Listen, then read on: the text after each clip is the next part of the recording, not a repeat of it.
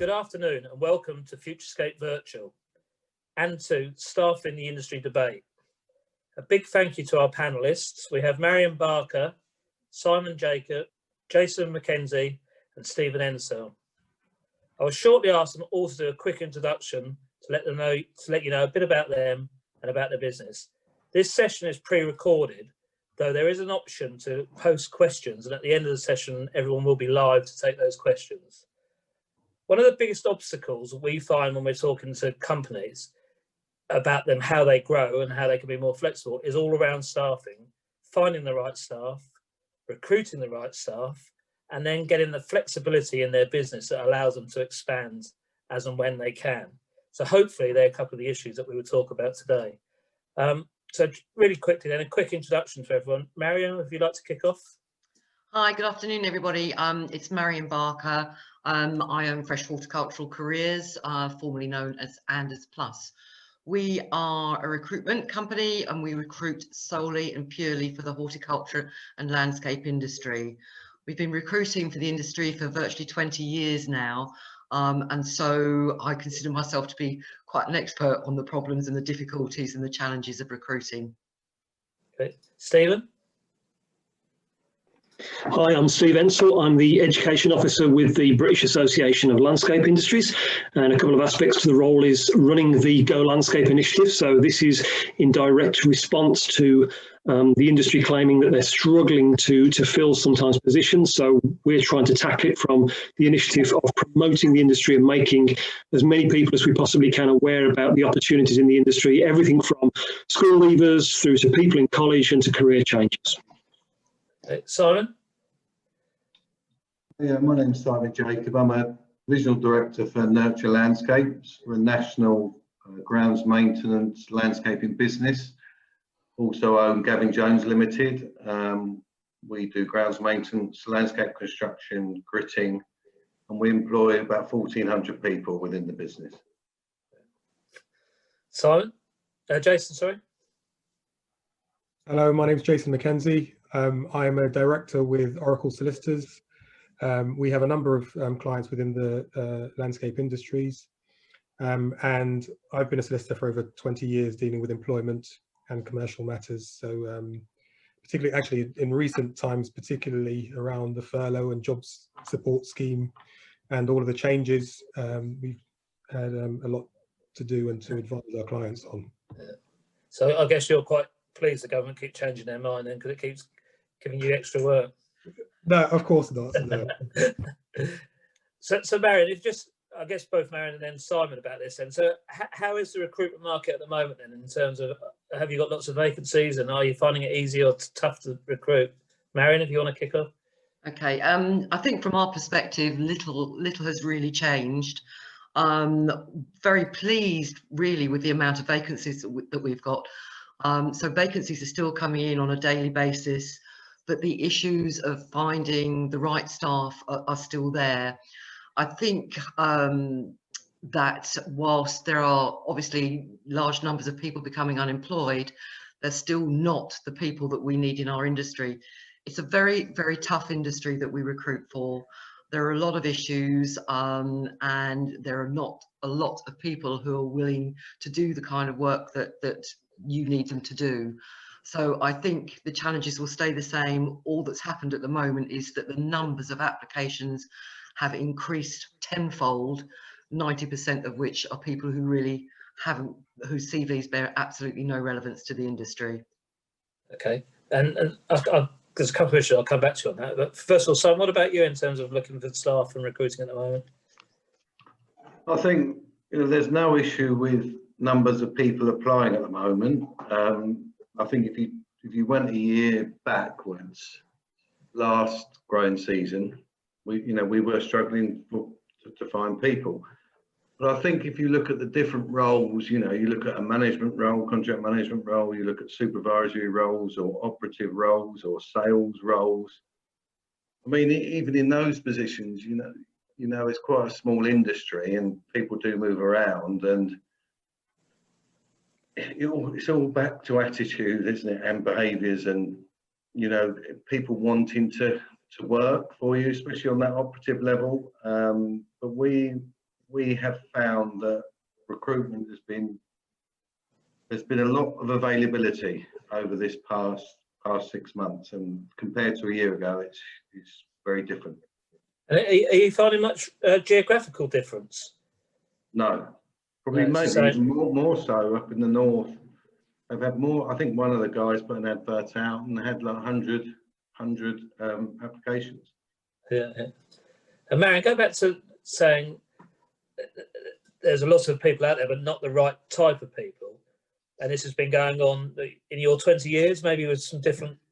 So I guess if those sort of people want to work and we're struggling to find enough people to work, isn't there some kind of way that those people could learn, they could be matched, they could be given the opportunity to come into? And I especially think now, if you look at, you look at the hospitality sector, it's decimated. You look at, and a lot of those are young, fit people that do bar work in between. If you look at the travel industry, it's decimated. There's loads and loads of industries around us that are losing staff. And I guess if you look at it, we've got a problem in recruiting. We've got enough work, and maybe have even more work if we could get the right staff. And we've got all these people. Isn't there some kind of matchmaking where that could work out? Especially picking up on Simon's point, where maybe it's the attitude and training people. Yeah, absolutely. I couldn't agree with you more.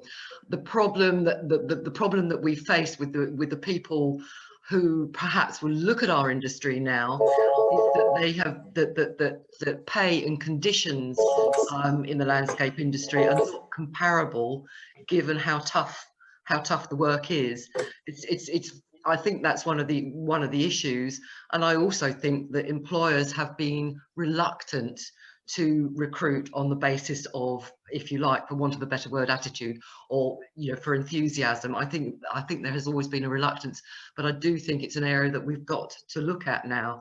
If you find somebody who's got the commitment to undertake a role in the landscaping industry, then we need to actually harness the skills that they've got, harness them and channel them in the right way. At the end of the day, if people have got communication skills and they're willing to learn and they've got enthusiasm, you've got the base ingredients to start off with. I think the difference at the moment throughout the 20 years that I've been involved in recruiting for the industry, we haven't got a workforce underpinning the lack of English candidates, for want of a better word. When I started out in the industry, there were always Aussies and Kiwis and South Africans. Then the Europeans became the biggest workforce, if you like, to take up the slack. So during that time, there was not the same initiatives such as Stephen's doing to actually encourage and attract people into the industry. So we're still chasing this skills gap that was created really decades ago. It feels like we as an industry, we should have an opportunity now to do that. Stephen, do you want to just explain a little bit about Go Landscape, just in case anyone doesn't know, and how you're sort of trying to tackle that, the beginning part, I guess, of bringing people into the industry? Yeah, sure. So it obviously came off the feedback from Barley members saying, like many companies, they're struggling to get the people into the positions that they need. So what were we going to do about it? So the initiative kind of came out of that. And for me, first and foremost, it's the awareness. Particularly when we work in schools, a lot of the kids have just never come across it or have an incorrect view of what the industry actually is and what it entails. So they can be quite derogative when they think about what it might be, but we're trying to open their eyes and show them the vast array of choices that they've got in terms of roles. We're very lucky that the industry has got so many opportunities. I've spent all my working life in some form or another, so it shows that you can quite comfortably move around within the industry to do the exciting things that you want to. I mean, whilst we've challenged at the moment in terms of getting into schools, what we have found, and just to kind of touch on something that Marian said there, was over the last 6 months, the #1 page on the Go Landscape website that's visited is Career Changer. We've had over 2,000 people visit the Career Changer section. So there's people that are looking to come in. What we have to then do is to educate them onto actually what it is, that they're looking to get involved with. But even the CVs and things that are coming in, the people I'm having conversations with, once I'm explaining to them, look, you're going to have to find your feet a little bit. You may have to take a slight, pay drop from what you're used to get yourself queued up to where you need to be in the industry, a lot of them are saying, look, I'm happy to do that.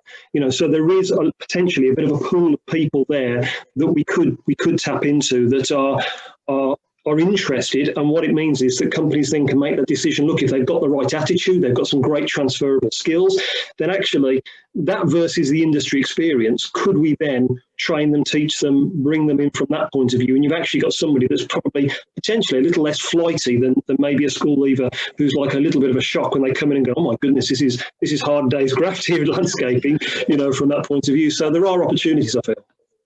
Simon, just going back onto the salaries then, do you think we're that far out of kilter with what the hospitality and tourism industry are paying their staff? I don't think so. I don't think so at all. I mean, there's two points to that, isn't there? You know, we're a commercial contracting organisation. You know, so you know, if we're bidding for a contract, there's certain parameters, and you know what it's like in tendering. I mean, it's a tough business tendering, isn't it? Yeah. On the commercial side. So if price is being driven down on the delivery side, then you know we still want to rise our, you know, and pay the right money for the teams doing the work on the ground. I mean, if you look at, you know, from the apprentices to the operatives to the foremen to the managers, I mean, I think as a business we're up there, definitely. We have no issue with that at all. But it's still a commercial organisation. That's the issue. We can, you know, we do an awful lot. I mean, we've got 50 odd apprentices in the business, and you know, we're trying things like there's one of our apprentices is showing a lot of he's pushing himself out there, so we're going to fast track him into a bit on sales, a bit on estimating, a bit on contract management, a bit in finance, to give him those other skills to fast track him into a contract management role. Some people are quite happy going down the head gardener route on the horticultural side, but the key is keeping the apprentices once they've finished their apprenticeship. That's a big part of it, because we can train them within our business. We do a lot of work with the rural parks. They've got an apprenticeship scheme. We have 3 on each park. But when they get to the apprentices, it's keeping them before they go. Yeah, I remember. I think it was Barley. I don't know if Stephen knows about the percentage of people that start college in landscaping and horticulture that don't complete their college course, or then complete their college course and then don't come into landscaping. I don't know if that's improved at all, or there's any information on that, Stephen. I haven't got any facts and figures. I can only speak from a personal perspective. When I was in FE, the people that I took through the courses, I would say probably a good 90 to 95% of them remained in the industry and went in. What a lot of them did was either have a go at setting up their own business, which is a little bit worrying, and I always advise them dead set against that. You know, you coming new to the industry, just learning your trade and your craft, and then trying to run a business might be a recipe for disaster. So what we tend to find was that most people would stay. Those that didn't were going on to do further education or another course of some sort, or there were just those 1 or 2 that had changed their mind and didn't want to do that. I know, you know, Simon's hit the nail on the head. There is a real challenge, unfortunately, at the moment, to make sure that the apprentice is staying with the business at the end of it and not kind of disappearing at the end of it, which is frustrating, you know, for the business that's cycled through that. And that's why sometimes I've heard businesses have a little bit more success with a slightly older apprentice, but that's, you know, by the by, I suppose. It's trying to put that support package, and like Simon said, when somebody that's really interested in going the extra mile, looking after them, supporting them, helping them, setting up a progression plan for them, those are the people you kind of look after, because you can do something with them from that point of view. There's definitely a we get quite a few comments back about how the focus is on younger people, and actually sometimes that might not be our solution. The solution might be those job changes, it might be people coming out of the armed forces, it might be any of the other sectors. But I guess, you know, for that to be very successful, is then the landscaping industry as a whole needs to start selling itself and promoting itself as a great place to work, and lots of reasons to do it. Jason, just a quick question for you before we get more into that. Do any of your clients offer 0 hours to the for the landscaping sector? What's your thoughts on that? Is that a solution to getting people in, the flexibility? 1 or 2 clients do. I think it really depends on what need is to be addressed, because essentially there are pros and cons to 0 hours contracts. I mean, one of the main pros, frankly, is the flexibility, because it allows you to deal with fluctuations in particular business needs or unforeseen events, for example, sickness cover, or and generally it can be cheaper than agency fees sometimes. And there's no obligation to actually provide work in those circumstances. But by the same token, on the flip side, that flexibility is also a risk, in the sense that there's no obligation on the individuals to actually accept work. And in recent years, there's been provisions to say that there's no exclusivity either in 0 hours contracts. So you cannot require someone to only work for you, which I suppose, you know, to some extent makes sense, really. And also there are still additional employment requirements around working out things like holiday pay, potentially annual leave entitlements. There's sometimes a grey area over employment status as well. So whether and the periods in between those periods when the individual's working for you can also cause an issue. So, I mean, generally speaking, and this is not just across the landscape industry, but it's seen as though that there is a place for them, but really on a short-term basis, generally speaking, because the longer you use someone who's on a 0 hours contract, if you use them consistently over a period, then there's a grey area about whether they actually become, you know, or inherit additional employment rights. So it, you know, unfortunately, it's not easy for me to just say, you know, yes, go with them, or no, don't. It really depends on what need the business is trying to address. And so just go back to what you're saying about the colleges, because if you talk to some of the landscapers who may be 40 plus, when they were doing their training in college, there was a year when they were actually out in the field working, and then the colleges all stopped that. Do you think that plays into the hands of people not really understanding what it is actually to do the physical work when they get out there? Yes, I think like you said, we hear that story a lot. A full-time course, unfortunately, today is 3 days a week. It's classed as a full-time, which is obviously not like it used to be. But having said that, they should have a solid work placement with it. So they have to be, you know, it's almost like an opposite to an apprenticeship, whereas the apprenticeship is, you know, 20% off the job training, and then the rest of it's they're actually doing the job. It's slightly the other way around, where they're in the college learning the principles, you know, from a knowledge point of view, and then they have a work experience placement on top of that. And I think there are pluses and minuses to both sides, the way you look at it. I also think, though, that employers need to understand that when they're taking on an ex-college graduate that's come out, they're going to have a tremendous amount of skills, but they're not going to have that much in the way of practical. So there has to be that kind of period where they're going to fit in. But what a decent college course should have done for the candidate is made them adaptable to situations. So they've given them a broad knowledge so that when they go in, they can apply that knowledge in such a way that they can help that company going forward. So the company's going to have to kind of help them to get onto their feet to start with. They shouldn't be expected to be able to kind of, you know, okay, there you are, off you go and lay that patio kind of thing. They're going to have to bring them up to speed a little bit, but that should be quite a quick turnaround for them if they've gone through a solid college course from that point of view, I'd suggest.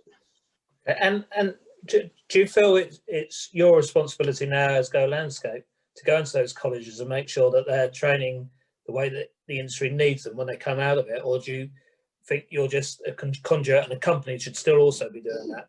Because I'm not sure how many companies now work closely with the colleges in terms of making sure what's being taught is correct and getting close enough to people to bring them out into the workforce. No, absolutely. We do our very best to engage with the colleges and support them.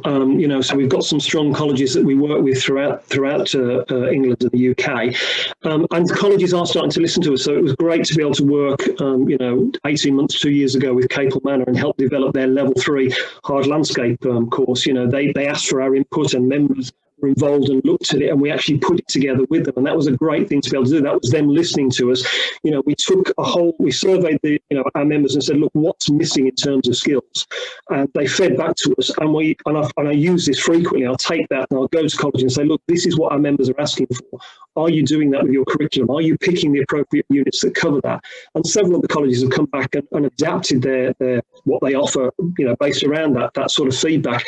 And, you know, to develop that course, you know, Capel took the whole thing and said, right, we will build a course around it. Can you support us and help us? So there is an element of people, you know, listening to us from a college point of view. You know, we'd love to be involved in more colleges and support them that way. You can email and call so many times, but at the end of the day, they have to accept that invitation to want to do something about it as well at the same time. Okay. I'm just going to go back, Marian. You turned around and said that, and Simon, both of you, that you're getting lots of applications per job. So in a way, those people are saying that they want to work in landscaping, or do you feel that it's not quite got to that level? They just want to try and understand what it's about? Because I guess there's an issue of trying to find enough people to work in the industry and then converting those people to actually work in the industry. But it sounds like at the moment, there are enough people out there, they might not have the right skills, that want to actually work in the sector. So is that what you feel, Marian, or? No. I think what's happening now is that people are, out of desperation, applying for anything that they think they might be able to do. I think that what is happening at the moment, there are far more redundancy. There are a lot of redundancies going on at management level or more senior level. And those people actually know how to help themselves and how to find positions, not just through agencies, but directly. The applications that are coming through are people who think they might like to do it, but they don't really have a concept of what the work involves. I think, you know, there's certainly more awareness of landscaping, gardening, horticulture. There are more programs on the TV, but I think the reality in terms of pay, in terms of conditions, in terms of how much they have to learn, the gap is a very big one to close. When we look at CVs of people who are career changers or who've never been in the industry, we try and look for areas within their work experience or within their life that will give us something to test their genuine interest in what the industry has to offer. And I go back to really to what Simon was saying, was that whilst, yes, I think salary and pay levels are roughly about the same level as retail and hospitality, the working conditions are often very, very, very different. Driving is a huge issue, particularly in London. People can't afford to drive, people can't afford to run vehicles. So in hospitality and in retail, you don't have to drive. If we could convert every single vacancy that we have through, where the first essential is must be able to drive, to not having to drive, then we'd be able to fill a lot more positions. So there are lots of issues. I think there are lots of people who think, oh yeah, I've seen whoever it is on the telly, that looks quite fun. It is fun in the summertime, it is fun in the springtime, it is fun when you see the end product, but it's how you get there. And I think there is still a very big reality gap between people who are applying for jobs and people who are actually usable. I wonder, and I'm sure you'll tell me if it's not, but do you feel under pressure from the landscapers that you recruit for to only put through people that are 100% relevant for those roles? Absolutely. You know? So you wouldn't feel like the flexibility of these people might do it. It's like, I guess you don't want to waste their time with people that don't work out, but I guess also sometimes then you do need to risk a few things, especially when you're recruiting people. Sometimes they're not always the right person to start with, but they soon can develop into it. But if you're sifting that before it gets to a landscaper, there isn't much opportunity for those people. Yeah, I mean that's where, using an employment agency, you need to have a very, very strong working relationship. I know through the years of experience, when I see a CV in front of me, I know who I can pick up the phone to and say, look, you can do something with this person. So it's knowing your clients, it's knowing your client's business that really makes that big difference. And yeah, I think that's the important thing, is understanding the business. And I think by now more and more people realise that my organisation understands the business that you're in, and understands, you know, what it takes to make somebody successful. Yeah, but it is hard work. It's hard work trying to bridge that gap. But it's possible. It is possible. And some of the most successful placements I've ever made have been with people and companies who you look at it on paper and you think, no, that's never going to happen. But it does. But I think, going back to something that we all know and understand, it's communication skills, it's people skills. But you've also got to have that on the employer side as well, so that they know how to get the best out of somebody. So Simon, Nurture, one of the biggest employers in the landscaping sector, and I guess growing and growing and growing, you're having to recruit to continue your growth. How much of a risk and a gamble do you put on recruiting people, or do you have a set system? These are the people, they don't get this qualification, then they're not employed. There's a couple of things there. I think the reason why we've got so many people applying for jobs is because of COVID. End of. People are out of work, they need work, and they're just applying. That's definitely true. Yeah. I think, you know, when even at a contract manager level, when you recruit a contract manager, it's 18 months before they're comfortable in their role. It's such a long process with anybody, from the recruitment process at the start to them starting in the role and to them getting used to all the systems, procedures and clients and people. 18 months when they're in the job. So it is challenging. You know, getting the right people is always a challenge, and it always will be a challenge, and keeping them is another challenge. Yeah. You know, there's other opportunities. You know, it's a small industry. People hear about other opportunities and different businesses, and you know, it happens. But it is a really, you know, it's a tough thing to. You know, you've got to look after people. If you don't look after people that don't enjoy what they do, they're not going to stay. Yeah. So we make a big thing of that. I think we're very good at that. You know, at all levels, from operatives all the way through to managers, senior managers, etc.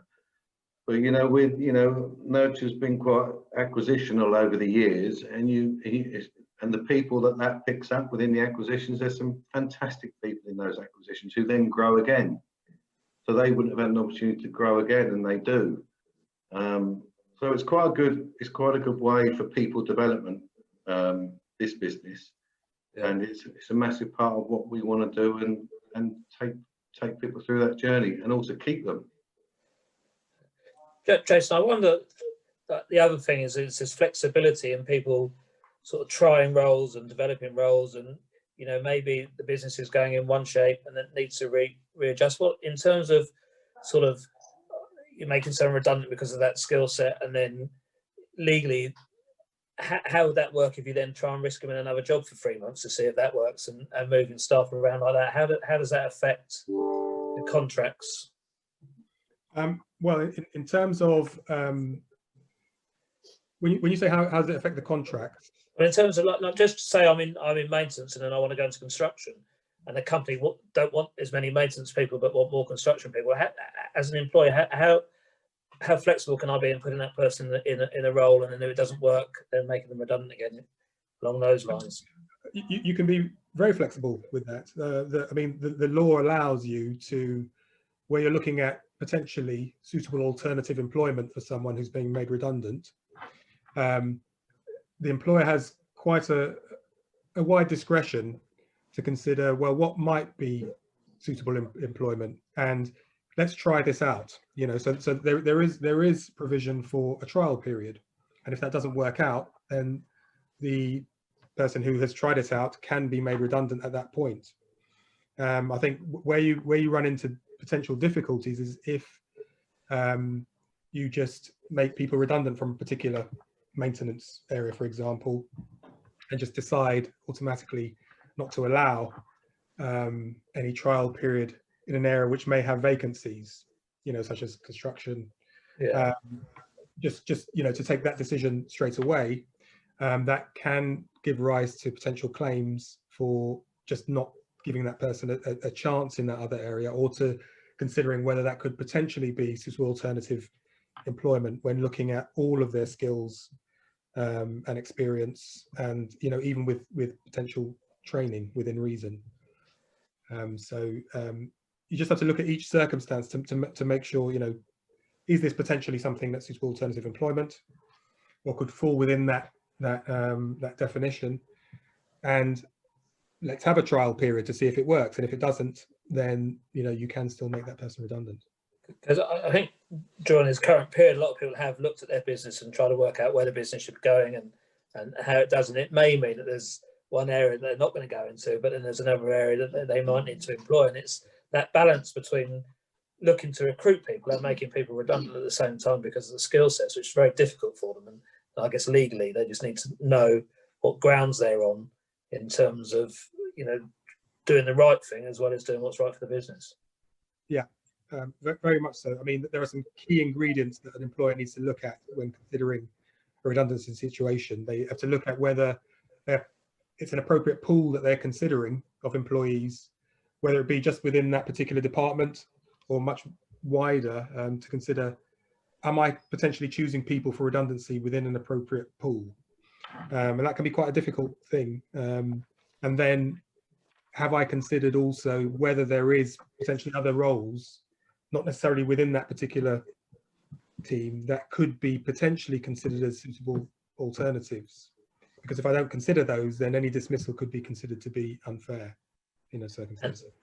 And just another one that we spoke to the other day, and what they were saying is that because, especially now with furlough coming back in at 80% of the salary, yeah, if they're planning to make somebody redundant, then they might as well not at the moment, because then that individual will get 80% of their salary and do that. So legally, are they allowed to do things along those lines, or is that not right?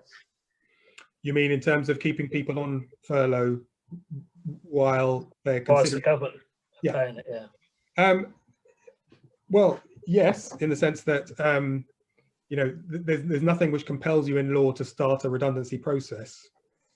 So if while an employer is just looking at, how are things going to pan out business-wise, I don't want to make a decision right away about redundancy. They can remain on the furlough scheme for that period.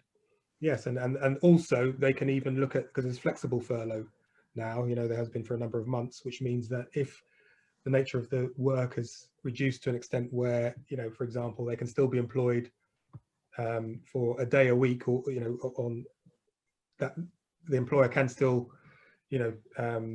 ask people to work a day a week where they get the normal salary, and for the remainder they'll be under furlough. So there's nothing wrong with that. Okay, just going back to you then, Stephen, in terms of, I guess, Go Landscape and the wider educational stuff, what's the next steps? Where you're saying, I guess initially it was starting at the colleges, and now it's those job swappers. And I know I've noticed some things that you've done with the armed forces, etc. Where else do you think you can help as an organisation to help recruit for this industry? I think it's probably supporting and educating the employers to their options. At the end of the day, there are lots of ways that we're trying to help and support them to recruit. The only thing that worries me is that if the company becomes solely reliant on, I want somebody fully skilled for this position, I'm not willing to take anybody else on, we've actually got quite a shallow pool of people that we can use, because it's going to be robbing Peter to pay Paul, it's going to be headhunting from other companies. Like Simon said, people up and go and, they're paying a little bit more over there, and they end up moving across like that. We're not necessarily solving any problems from that point of view. So what we're looking at is lots of different ways that we can do that. And that comes down to the employers doing their part as well. We can raise awareness, we can channel people through, we can work in the schools and put it on their radar. That's a long-term plan. We're hoping that we've sparked a bit of interest, someone takes a little bit of interest from that, and then takes the steps to come into the industry. And it's a tricky thing for us to track. So we don't know how successful we're going to be immediately, but we're looking a little bit further down the line. But I'm getting inquiries already from people saying, well, look, I don't know how stable the industry I originally chosen is going to be. The landscape one, the horticulture one, looks a lot more stable, from that point of view. So for us, it's also employers looking to contact and get in touch with local colleges and seeing if they can take people on for work placements. That's a great way for them to try it. Work experience from school, don't shy away from that. There are opportunities there. So supporting those that are coming out from FE, having the conversations and working with that. We want to link those that are leaving FE and finishing their courses with employers. The people that come into us, like the military, we're getting a lot of traction from that point of view. There's a lot of interest from the military wanting to kind of find out more about the industry. And then it's a matter of us introducing them to the industry. So the industry takes the time to, look, come and try it for a week with us. Come and try it for a couple of weeks. Get a feel for what it's really like, as opposed to, like Marian said, just, what they've seen on the television sort of thing. So it's all of that. So it's building on that awareness with the younger, because those are potentially the next generation coming in. It's working with the career changers as well to make sure that we're obviously trying to support them in and trying to find the appropriate companies for them to go to work with, from that point of view. So there's a number of different ways that we can work, and then obviously working with the colleges and the people and the apprenticeships as well. From that point of view, the apprenticeships is a solid way of doing it. It's a good choice for employers, because they can use, if they're levy payers, they can use their money against that for training. They can use it, just as that person can walk away at the end of the apprenticeship, the employer doesn't necessarily have to offer them a job at the end of it if they're not happy either. So it works to both ways from that point of view as well. So I think there's lots of opportunities. We just everyone needs to play their part in kind of making it happen from that point of view. Everyone's got a part to play in making and solving this, hopefully, is what I'm trying to say. I'm conscious of time and we want to open up for the audience, but Marian, just a question for you then. In terms of, so have you seen a reduction in CVs from European people from the European community? Yeah, absolutely. Since when? Since 2016? It's really, well, for the last year, but it's now trickling as opposed to they're trickling through. We lost, I think probably the biggest issue with regards to European workers is we lost a great deal. A lot of Europeans went back to their own countries because they couldn't see what the future might be and what the future would bring. And also because, Europeans, a lot of Europeans thrived in the horticulture and landscaping industry. They've gone back and resumed their career doing that back in their own countries. So the people coming in, and obviously now we're on borrowed time in terms of people actually being allowed to come into the UK to work, who are not classed as highly skilled. Yeah, I mean, it is reducing, definitely, and we have within our temporary workforce, whereas I would say 5 years ago, 70% of our temporary workforce were non-UK nationals. It's probably more like the other way around now. About 30% are Europeans or non-UK nationals, and 70% are UK nationals. And I'm not going to say any more after that. Okay. So we now go to questions from the audience.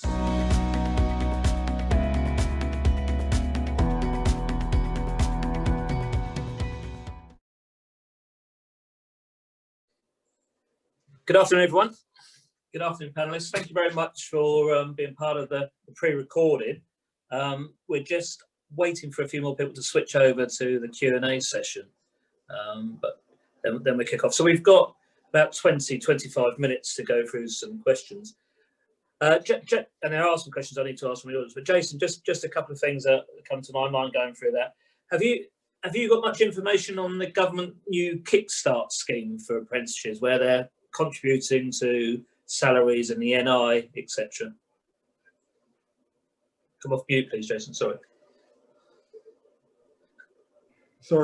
Yes, I don't have any information on that, I'm afraid. So I don't want to try and bluff my way through it as such. But, what about Stephen? Have you seen how it's going to work? Yes, it is appealing in a lot of ways. The challenge is it's better if businesses can come together as a cohort and do it together, because you need to supply 30 places. So for some of your smaller businesses, that's going to be a challenge. But I know there's quite a few schemes out of there where there's an overarching company that's willing to do that, to bring them together. So I know YMCA Training is someone to get in touch with. They're heading it up. They've got permission to do it. So they're rounding people up, and I know they've got a landscape and horticulture focus as well. So there are opportunities. It might be worth getting in touch with them. So basically, as I understand it, is that for the first 6 months, their pay for 28 hours will pay all the national insurance contribution, as long as they're between 18 and 24. Is that the same as your understanding? Yes, and it's got to be a brand new position. That's the other thing that's a little bit of a challenge as well. So it can't be that you've made somebody redundant and then appointing somebody else to slot them in. So it's got to be a brand new position for them to do it as well. Okay, and I've got a question for you, Marian, in terms of is there a band of all these different jobs in landscaping, and what's the average salary for the geographical area? So in terms of where we think we might be paying good salaries or on average salaries, is there any way of actually looking at that? Is there an amalgamation of data that brings all that together? Off of mute, please, sorry.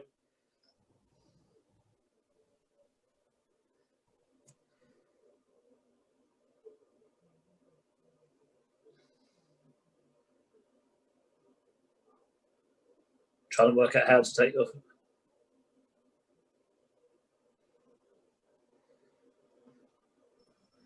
Here we are, I'm back. Hey, perfect, thank you.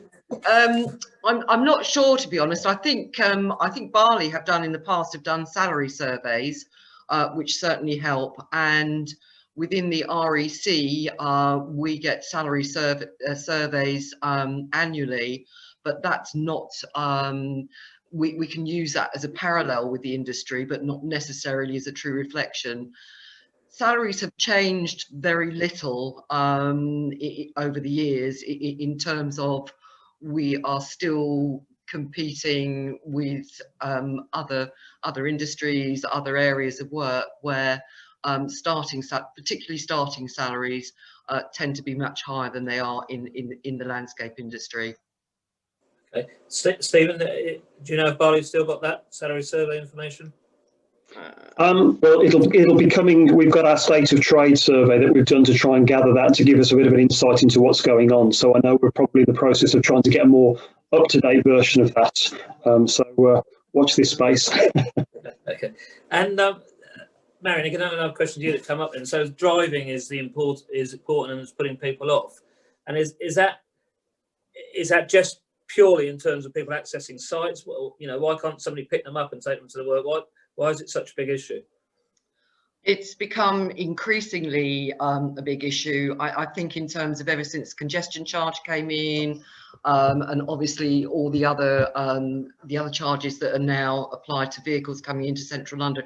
It's congestion, it's cost, and it's time more than anything. The roads, despite all this, the roads are highly congested, and whereas years ago, many of our clients, in fact, that was how most of our business was done. Clients would pick up people at specific pickup areas, but it's difficult in terms of time. It's difficult in terms of congestion, and it's difficult in terms of transport costs of getting people by public transport across to pickup areas. So it's always been a problem, but it has increased very much so, and its cost, in terms of what these people are earning, travel is a huge expense out of everybody's money, out of everybody's weekly wage. But I think it's a combination of all those reasons, and simply, I think, as I said earlier, trying to find people that drive in central London is pretty much impossible. Yeah.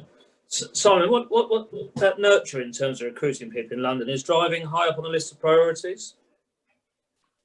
Not necessarily. Obviously, it depends where they live originally. So if they're coming from the outskirts of London into central London, we understand the difficulties there, as explained by Marian. If we're recruiting for a position that they drive the van, then it's not an issue because they will use the van. Yeah. But on the whole, we don't have huge issues with it. But obviously it depends where the original location of the people being recruited is. But we haven't had a, you know, as Marian describes it, has been a massive issue. I haven't seen that for us. I feel quite frustrated. We're losing out on people because of driving, because you know the younger generation are finding their ways around about, let's say, driving. I know when I was young, like, first thing you sort of taught, go on and drive, and that's definitely not that. And maybe that's right for the environment and for the circumstances we're in, and maybe less and less people will drive. So that's an issue that the industry might need to tackle going forward. Marian, you have a question before I come on to the audience. What's the hardest single job to recruit for? The hardest single job to recruit for is probably a standard operative, either in maintenance. No, I'm going to take that back. The hardest single job to recruit for is hard landscapers. Is people with hard landscape skills.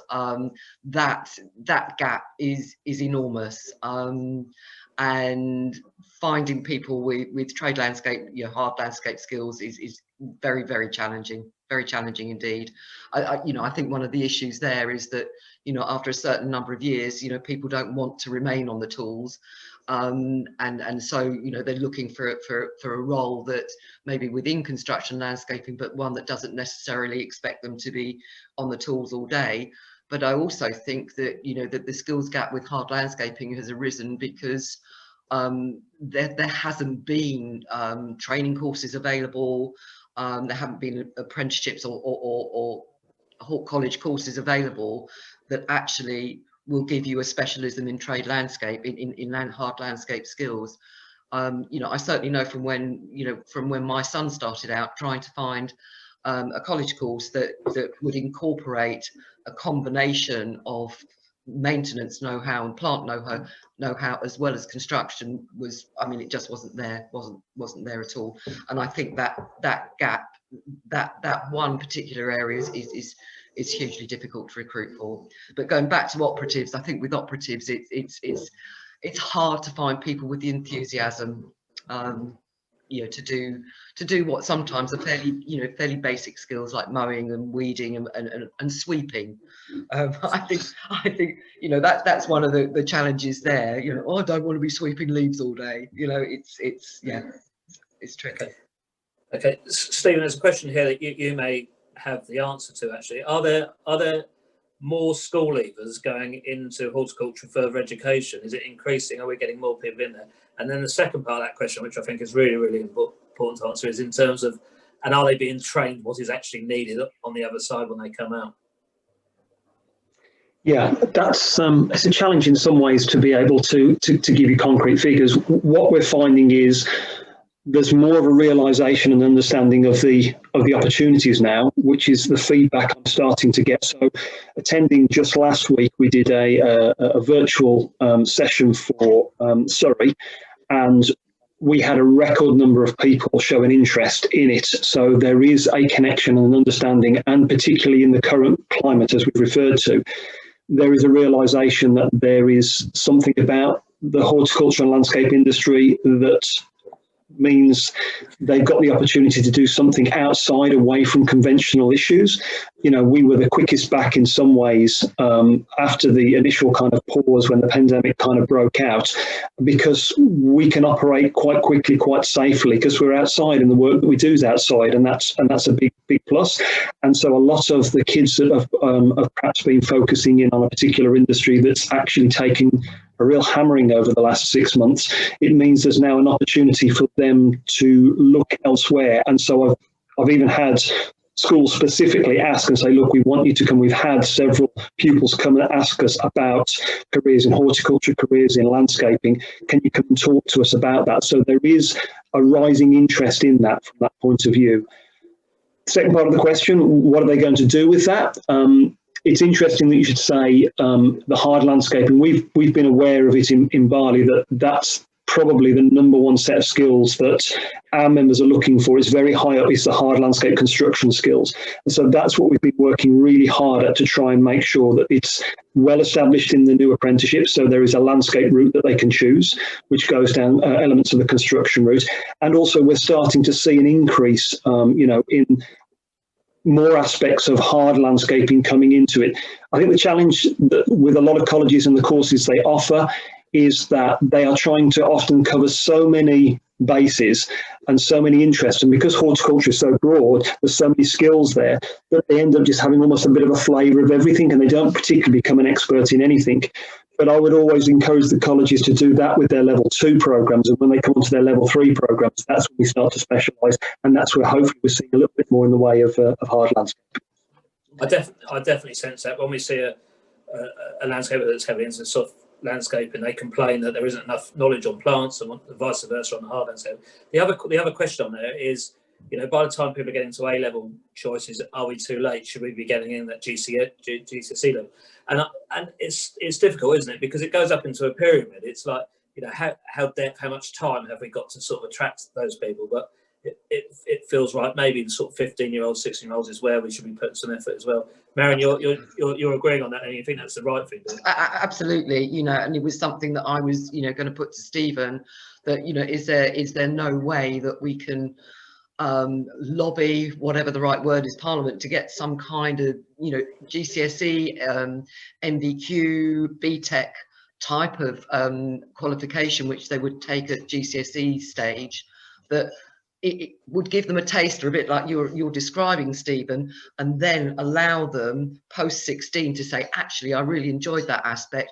What I want to do is do hard landscaping. What I want to do is I want to be a grower, or whatever it may be. But some kind of 2-year course during their school years that would introduce them, because that's, Jim, you're quite right. The industry is broad. It's not just about mowing lawns and sweeping leaves. There's masses of exciting things to be done. But I think that's my concern, is that we get to youngsters too late. By that stage, they've already started to make choices in different directions. It's so difficult to. I don't know how many secondary schools there are in the UK, but the resource that needs to get into that is difficult, isn't it? I guess if you're launching a brand new computer or an online video game about gardening, you might have a better chance of getting some depth into the coverage. There's a question here, and Simon, I wonder if it's like for you. So, for instance, the Bake Off creates excitement, creates joy, and people can't wait to watch it. And it you can imagine it inspires people to do it. And then you look at our programs in the gardening sector, and I'm not necessarily going to say many, but some of them you think, well, actually that doesn't look very well. It's not being put together properly, and it doesn't look great. So why am I inspired? Or the other one, it may be that they're talking about something, between a bunch of older people who are, sort of coming to their end of their time. There doesn't feel anything that sort of, I don't know, if you imagine David Dodd or Mark Gregory screaming and shouting how fantastic this market is, then being Gordon Ramsay. Do you think that might help? Do you think that would make no difference? Well, I think as Marian's alluded to, it's getting into those younger generation, and we need to make this industry cool, fun. We need to raise the profile of this industry, and I think other sectors within our industry, i.e. sports turf, that has moved to a different level. And I think within this industry, if people become passionate about horticulture, working outside, building stuff in the construction side, with the soft and hard side, it just needs to become cool. It needs to become a young person's industry, and people follow people, don't they? Especially when they're at their teenage years, and and understand and getting them to understand what the opportunities are further down the line, because not everybody stays on the tools. People move up and they develop into supervisory roles, contract manager roles. I mean, 90% of our senior team all started on the tools, and they have progressed quite well for a business, into a reasonable size organisation. I don't know how we do it, but if we could if we could, you know, with our, you know, likes of Barley and all the different Pro Landscape, all the different organisations with all the businesses, you know, we should tackle schools collectively. You know, someone from our business going to a school, someone from Mighty or Ground Control or Ivy Verde or anybody, you know, who's enthusiastic and passionate about this industry and wants to help change it. We need to step up, and we're not there yet, and it needs to be collective. Absolutely. Yeah. It is so frustrating though, isn't it? Because it must be something as an industry we're not doing right. Because if you look at all the key ingredients to us living, breathing, you know, our mental health, how we eat and what food we do, you look at, you know, climate change, you look at all those different parts of it, the solution is at the hands of the landscaping industry. You know, it might come down to people having to pay for it, etc., etc. But for some reason, we can't get that message that these roles in this industry, the variety of different roles, are massively key to not just the UK but the whole world. So it's like I don't know.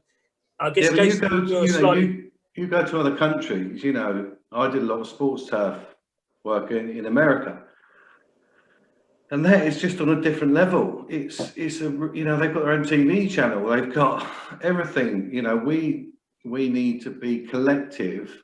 All the different organisations within this industry, you know, Barley, IOG, Pro Landscaper, all those different organisations, you know, and rather than going off on tangents, come together as one voice and collectively with all the organisations within it, tackle it. And after yesterday in the BBC, I saw the news last night with the government's announcement on the greener future, it's a perfect opportunity.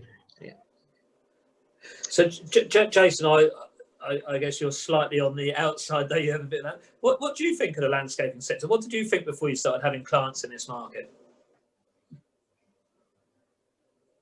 Mute. Sorry. Well, yeah, before I had clients in this market, to be honest, I didn't really know that much about it. My background actually is I was head of legal at a local authority, so that's when I first started getting some exposure to it as such, in terms of working with some of their own in-house teams, and it did come across as quite a diverse area of you know, all sorts of different areas. You know, at first, before getting into that, to be honest, I didn't really give it that much thought. You know, but dealing with a lot of the contracts, etc., it seemed like there were quite a wide variety of roles and different types of contracts, frankly, in that industry. Now, in terms of whether I saw it, I mean, I suppose I wasn't coming from it from the perspective of potentially getting into that industry in that sense. So was it particularly an attractive industry in that sense, you know, for what I might think for young people coming up? To be honest, when dealing with those people actually, you know, who deal in the landscape industry, it did come across as something that was really, really interesting. Yeah. Maybe it isn't really about getting that message across, as you say, in the schools, you know, elsewhere with the sort of you know, landscape off or whatever instead of bake off. You know, that really does inspire people to actually engage in what can be, you know, really, you know, interesting and a rewarding area, you know, from an outsider, so to speak. Yeah, you see some sort of scope for that, you know. Unfortunately, I don't know what the exact answer to that is, but it sounds like tapping into that, the schools, etc., might be a really good way to do it. I feel like we're absolutely fantastic at telling everyone inside the industry how great the industry is, and maybe that we should focus outside. There was a question there in stop saying the industry's cool and make it more financially viable to get people into the industry. But I remember in a time when in the catering sector, and that their working hours are unbelievably tough in terms of the hours that they work and what they have to do. They start off at the very bottom level, and they had a massive issue. And all of a sudden, Jamie Oliver came on the scene, and you could see that it wasn't the money necessarily that drove people into that sector, because that is poor paid at that level as well. But all of a sudden, there was this area that, well, that looks quite a good sector, and maybe the parents felt, actually, that isn't bad. Look what's happened to this chap. And I just wonder, you know, what's the catalyst for us in terms of making that happen in the landscaping sector? Yeah. Marian?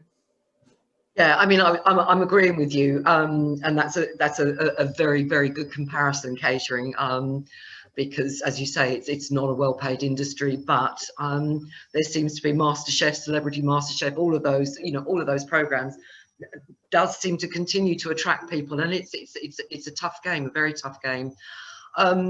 Yeah, we need somebody like Jamie, perhaps. I think one of the other issues that needs to be tackled by the industry as a whole is sort of going back to what I'm saying, that there's more to it than sweeping and digging and, you know, the mundane stuff. But there's quite a reality gap between what's been on, what people see on telly and what they perceive.